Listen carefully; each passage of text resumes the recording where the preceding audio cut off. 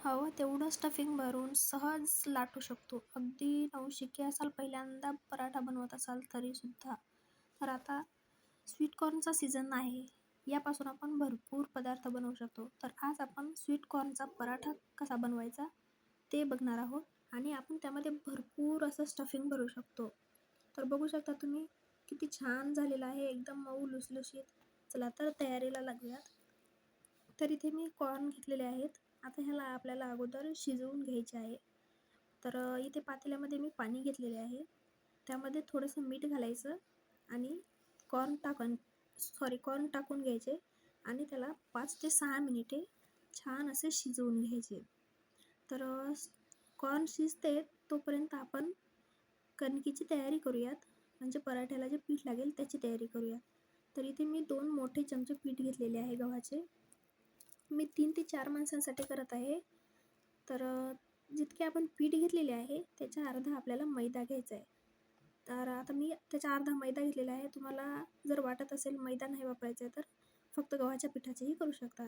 आता ह्यामध्ये चवीनुसार मीठ, थोडासा ओवा, हळद आणि थोडंसं लाल तिखट घातलेलं आहे.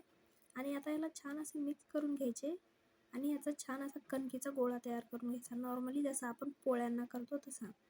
तर ह्याला साईडला ठेवूयात. तोपर्यंत आपली कणिक छान अशी मुरेल. कणिक मुरेपर्यंत आपण स्टफिंगची तयारी करून घेऊयात. तर इथे कॉर्न शिजलेले आहेत. आता ह्याला चाकूने काढून घ्यायचे.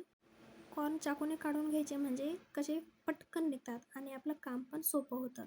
आता ह्याला काढून घेतलेले आहे. आता मिक्सरमध्ये फिरवून घ्यायचे. याला जास्त बारीकही नाही करायचे आहे, नॉर्मली थोडे.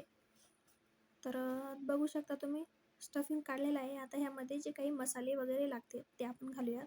मी ह्याला मोठ्या कटोरीमध्ये काढलेले आहे म्हणजे आपल्याला मिक्स करायला सोपे जाईल. त्यामध्ये भरपूर अशी कोथिंबीर घातलेली आहे. 2 बारीक कट करून कांदे घातलेले आहेत. 2 ते 3 हिरव्या मिरच्याचा ठेचा आहे. थोडासा धने पावडर आहे. थोडीशी हळद आहे आणि थोडेसे जिरे. चवीनुसार मीठ घालायचे आणि ह्याला छान असं मिक्स करून घ्यायचे. जर तुम्हाला वाटत असेल की स्टफिंगला पाणी सुटले आहे तर तुम्ही यामध्ये बटाटा उकडूनही घालू शकता किंवा पोहे मिक्सरमधून काढूनही घालू शकता.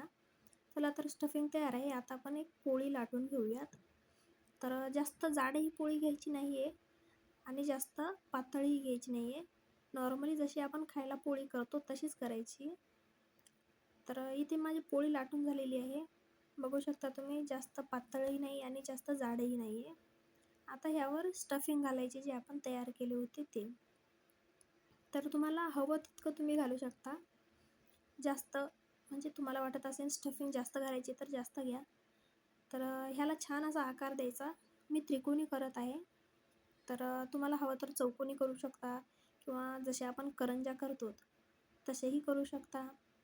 तर ह्याच्या सर्व साईड दुमडून घ्यायच्या म्हणजे आपण जे स्टफिंग भरलेलं आहे जेणेकरून ते बाहेर येणार नाही. आता ह्याला पीठ लावायचे आणि अलगद हलक्या हाताने ह्याला लाटून घ्यायचे.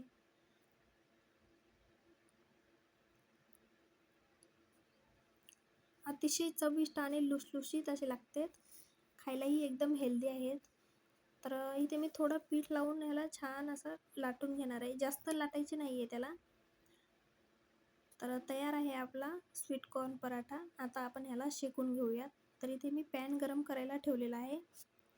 त्यावर थोडंसं बटर लावायचे. तुम्हाला हवं तर तुम्ही तेल, तूप काही लावू शकता. आणि आता ह्याला छान असे आलटून पलटून क्रिस्पी होईपर्यंत छान भाजून घ्यायचे. मी वरूनही थोडेसे बटर लावत आहे. छोट्या मुलांसाठी करत असाल तर थोडं काहीतरी वेगळा आकार देऊनही तुम्ही करू शकता किंवा थोडं म्हणजे चीज वगैरे घालू शकता तुम्ही.